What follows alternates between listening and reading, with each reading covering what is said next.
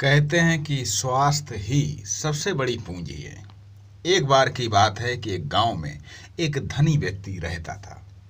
उसके पास पैसे की कोई कमी नहीं थी, लेकिन वह बहुत ज्यादा आलसी था। अपने सारे काम नौकरों से ही कराता था और खुद सारे दिन सोता रहता या अयासी करता। वह धीरे धीरे बिल्कुल निकम्मा हो गया था। उसे ऐसा लगता था कि जैसे मैं सबका स्वामी हूं, क्योंकि मेरे पास बहुत सारा धन है, मैं तो कुछ भी खरीद सकता हूं। यही सोचकर वह दिन रात सोता रहता था। लेकिन कहा जाता है कि बुरी सोच का बुरा नतीजा होता है। बस यही उस व्यक्ति के साथ हुआ। कुछ सालों तक तो उसे ऐसा महसूस हुआ कि जैसे उसका शरीर पहले से शिथिल होता जा रहा है। उसे हाथ पैर हिलाने में भी तकलीफ होने लगी। ये देखकर वह व्यक्ति बहुत परेशान हुआ। उसके पास बहुत पैसा था। उसने शहर के बड़े बड़े डॉक्टरों को बुलाया और खूब पैसा खर्च किया, लेकिन उसका शरीर ठीक नहीं हो पाया। वह दुखी रहने लगा। एक बार उस गांव से एक साधु गुजर रहे थे। उन्होंने उस व्यक्ति की बीमारी के बारे में सुना, सो उन्होंने सेठ के नौकर से कहा कि वह उसकी बीमारी का इलाज कर सकते हैं।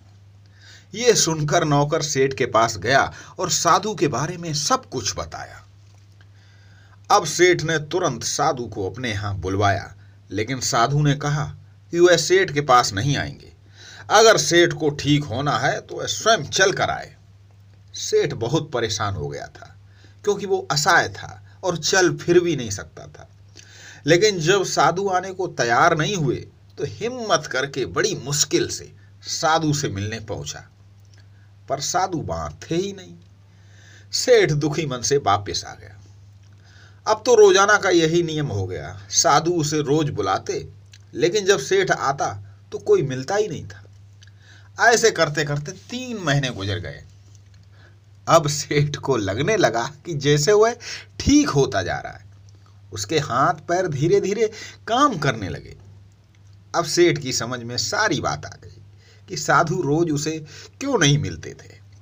लगातार 3 महीने चलने से उसका शरीर काफी ठीक हो गया था। तब साधु ने सेठ को बताया कि बेटा, जीवन में कितना भी धन कमा लो, लेकिन स्वास्थ्य से बड़ा कोई धन नहीं है।